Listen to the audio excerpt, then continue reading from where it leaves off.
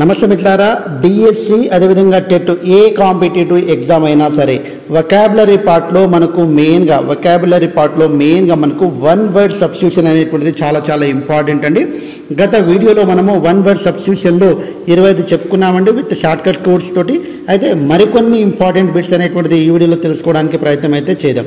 ఒక 25 దాదాపు ఒక 50 చెప్పుకుంటే తప్పకుండా మనకు ఈ బిట్లు అనేటువంటిది వివిధ ఎగ్జామ్లో అడిగినటువంటి బిట్లు కాబట్టి ఇవన్నీ కూడా స్కూల్ బుక్స్ 10th క్లాస్లో ఉన్నటువంటి అన్ని వన్ వర్డ్ సబ్స్టిట్యూషన్ తీసి మీకు ఒక్క దగ్గర చేర్చి తెలుగులో అందించడం అనేటువంటి జరుగుతుంది. కాబట్టి తప్పకుండా మన ఛానల్ని మీరు లైక్ చేయండి.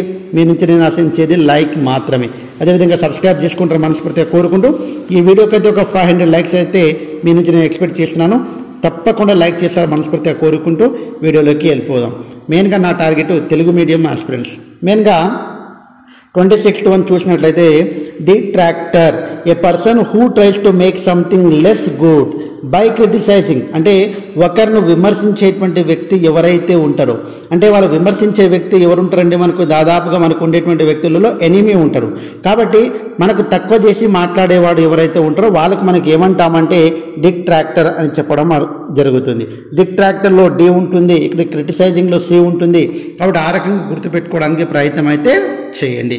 అదేవిధంగా కలోసెస్ చాలా ఇంపార్టెంట్ అండి. కలోసెస్ అంటే మనకు ఏ పర్సన్ హూ ఎక్స్ట్రీమ్లీ ఇంపార్టెంట్, అతి ముఖ్యమైనటువంటి వ్యక్తి ఉండాలి. అదేవిధంగా అతను ఎలా ఉండాలంటే లార్జ్ ఇన్ సైజ్, పరిమాణంలో పెద్దగా ఉండేటువంటి వ్యక్తులను మనం ఏమని పిలుస్తామంటే కలోసెస్ అని పిలవడం అనేటువంటిది జరుగుతుంది. నెక్స్ట్ మనము స్క్రిప్ట్ అంటేనే మనందరికీ తెలుసండి. స్క్రిప్ట్ అంటే మనం ఏమనుకున్నామండి, మనం రాయబడినటువంటిది. స్క్రిప్ట్ అంటే మనసులు చేత రాయబడినటువంటిది అని గుర్తుపెట్టుకోండి. స్క్రిప్ట్ అంటే ఇక్కడ ఏ హ్యాండ్ రిటెన్ డాక్యుమెంట్, మనము చేయితోటి రాసినటువంటి డాక్యుమెంట్ను మనం ఏమంటామంటే అంటే స్క్రిప్ట్ అని పిలవడం అనేటువంటిది జరుగుతుంది. అదేవిధంగా కల్ప్రిట్ అనేటువంటిది ఇంపార్టెంట్ అండి. ఇవన్నీ కూడా 10th క్లాస్లో ఉన్నాయి.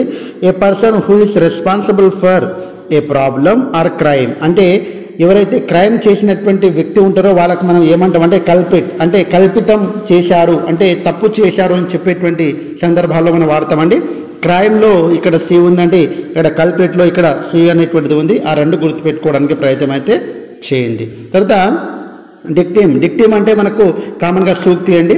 ఏ statement that express something people believe is true and is to be followed. ఏదైనా ఒక స్టేట్మెంట్ ఉంటుంది, అంటే కామన్గా అది ఏదైనా కావచ్చు, దానికి ఒక సూక్తిలాగా భావించుకొని ఫాలో అవుతుంటే దానికి డిక్టిమ్ అని చెప్పడం అనేటువంటిది జరుగుతుంది. తర్వాత ఉండేటువంటి దానిలో వర్బోస్ అనేటువంటిది ఇంపార్టెంట్ అండి. గతంలో అడిగారు ఇది కూడా. వర్బోస్ అంటే యూజింగ్ మోర్ వర్డ్స్ దాన్ నీడెడ్, అంటే అవసరం ఉన్న దానికంటే ఎక్కువ పదాలు వాడడానికి మనము వర్బోస్ అంటారు. వర్బ్ అనేటువంటిది మనకు తెలుసు. వర్బ్ అంటే క్రియ అంటే ఏంది, పని. ఏదైనా ఒక పనిని మనం ఏమంటామంటే ఇంగ్లీష్లో అంటే వర్క్, అంటే యాక్షన్. కాబట్టి వర్బోస్ మీన్స్ మోర్ దాన్ వర్డ్స్, అంటే అవసరం ఉన్న దానికంటే ఎక్కువగా ఉపయోగించడాన్ని వర్బోస్ అంటాము. పేర్లోనే ఉంది వర్బోస్ అంటే వర్బు ఎక్కువగా ఉపయోగించడం. అదే రకంగా డిటాక్టిక్ అనేటువంటిది ఇంపార్టెంట్ అండి. డిటాక్టిక్ అంటే something design to teach people some moral. ఇక్కడ ఏదైనా మనము సంథింగ్ డిజైన్, ఏదైనా మనం ఒక డిజైన్ చేసి పెట్టాలి, ప్రజలకు మనం ఏం బోధించాలి, మోరల్ అనేటువంటిది గుర్తుపెట్టుకోవాలండి. కాబట్టి ఇక్కడ డిటాక్టిక్ అంటే డిక్టేటర్ అనేటువంటిది మనం గుర్తుపెట్టుకుంటాము, విలువలతో కూడుకున్నటువంటిది. అదే రకంగా 32 చూసినట్లయితే agnostic A person who is not sure about the existence of God, దేవుడు ఉన్నది లేనిది చెప్పడం సాధ్యం కాదని భావించేటువంటి వ్యక్తి.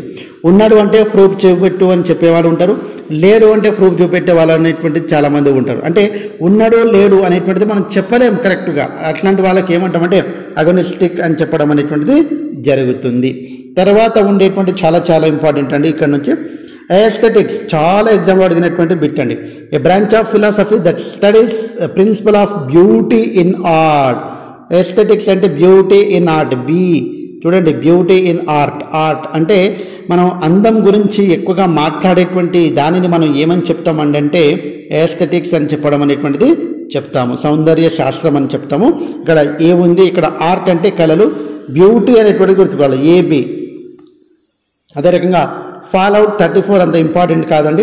ఏ result of situation and action. కాబట్టి ఏదైనా ఒక సందర్భం అనేటువంటిది వస్తే, ఏదైనా ఒక చర్య అనేటువంటి జరిగితే దానికి ఫాల్అవుట్ అని చెప్పడం అనేటువంటిది జరుగుతుంది. తర్వాత 35 చూసినట్లయితే documentary a film that gives fact about something, వాస్తవాలపై రూపొందించే సినిమాలను డాక్యుమెంటరీ, ఈ డాక్యుమెంటేషన్ ఎవరు చేశారు అని చెప్తూనే ఉంటారండి. కాబట్టి డిఎఫ్ అనేటువంటిది గుర్తుపెట్టుకోవాలి. ఎఫ్ అంటే ఫ్యాక్ట్స్, డిఎఫ్ డాక్యుమెంటరీ. ఇది ఎంత కామన్ అండి, ఈజీ బిట్స్ ఇవన్నీ కూడా.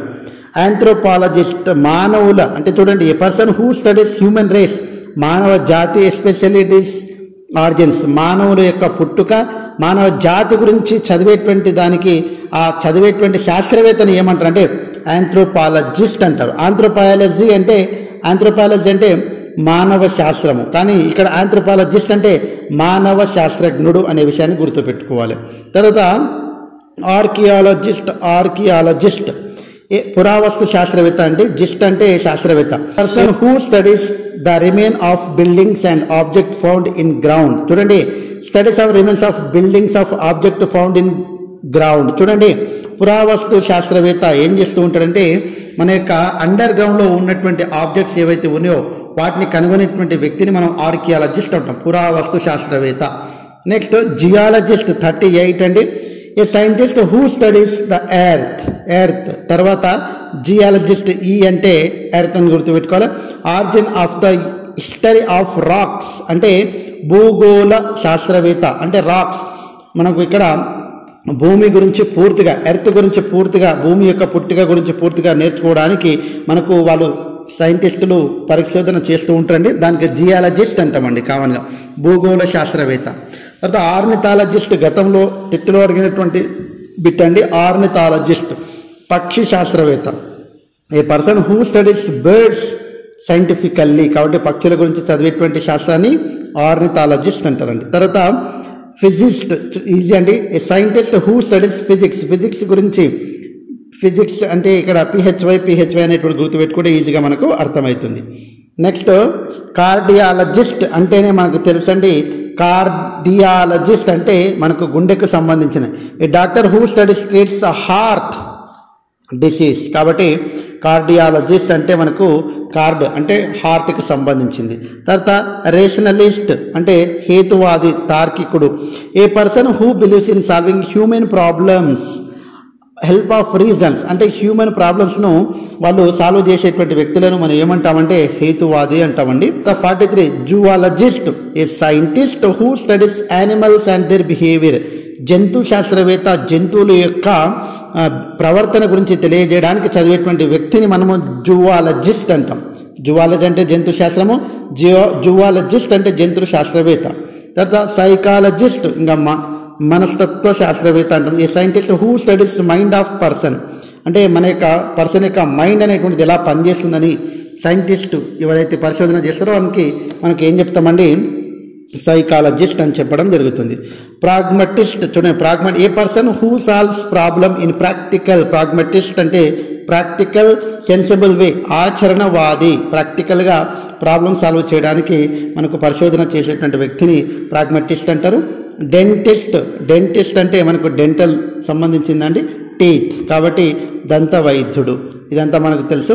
లింగ్విస్ట్ ఇంపార్టెంట్ అంటే a person who studies languages, భాషావేత్త, లింగ్విస్ట్ అని చెప్పడం అనేటువంటిది జరిగింది. అదేవిధంగా ఈ లింగ్విస్ట్ దగ్గరనే పాలిగ్లాట్ అంటే ఎక్కువ భాషలు తెలిసినటువంటి వ్యక్తి, మాట్లాడినటువంటి వ్యక్తిని మనము ఏమంటారంటే పాలిగ్లాట్ అంటారండి. లింగ్విస్ట్ అంటే భాషల గురించి అధ్యయనం చేసేటువంటి వ్యక్తి అండి. ఆర్కియాలజిస్ట్ అంటే study of culture of the past. పురావస్తు శాస్త్రం అంటే ఆర్కియాలజిస్ట్ అంటే చాలా రోజుల క్రితం ఉన్నటువంటి వాటి గురించి తెలుసుకోవడానికి ఆర్కియాలజిస్ట్ అనేటువంటిది మనందరికీ తెలుసండి. తర్వాత ఉన్నటువంటి దాంట్లో physiology, study of bodies of living things, శరీర ధర్మ శాస్త్రము అంటే బాడీస్ అంటే లివింగ్ థింగ్స్, ఏదైతే శరీరానికి సంబంధించినటువంటి బాడీస్ ఉంటాయో అది యానిమల్ బాడీ గురించి మనం నేర్చుకోవడం అనేటువంటి జరుగుతుంది. ఫిజికల్ అనేటువంటిది గుర్తుపెట్టుకోవాలి మనం. తర్వాత సైకాలజీ మానసిక, ఇందాక ద స్టడీ ఆఫ్ మైండ్ అని చెప్పుకున్నాము. అదేవిధంగా జియాలజీ భూగర్భ శాస్త్రము, స్టడీ ఆఫ్ ద ఎర్త్, కాబట్టి భూగర్భ శాస్త్రానికి సంబంధించింది. కాబట్టి ఈ రకంగా ఇవన్నీ కూడా వన్ వర్డ్ సబ్స్టిట్యూషన్ అండి. ఇవన్నీ కూడా చాలా చాలా ఇంపార్టెంట్, ఎందుకంటే గతంలో అనేక ఎగ్జామ్లో అడిగినటువంటి బిట్స్. సో ఈ వీడియో మీకు నచ్చినట్లయితే తప్పకుండా మీరు లైక్ చేస్తారని, అదేవిధంగా సబ్స్క్రైబ్ చేసుకుంటారు మనస్ఫూర్తిగా కోరుకుంటూ, మరికొన్ని వీడియోస్ కావాలంటే తప్పకుండా మీరు కామెంట్ చేయండి. అదే రకంగా మీ నుంచి నేను ఆశించేది లైక్ మాత్రమే. నా టార్గెట్ తెలుగు మీడియం ఆస్పిరెంట్స్, మీరు ఏపీ కావచ్చు, అదేవిధంగా టీఎస్ కావచ్చు. సో అందరికీ యూస్ఫుల్గా ఉండేటట్టు మన వీడియోస్ ఉంటాయి కాబట్టి తప్పకుండా వీడియోని లైక్ చేసి సబ్స్క్రైబ్ చేసుకుంటారు మనస్ఫూర్తిగా కోరుకుంటూ ముగిస్తున్నాను. జై హింద్. Thanks for watching. All the best. Bye. See you.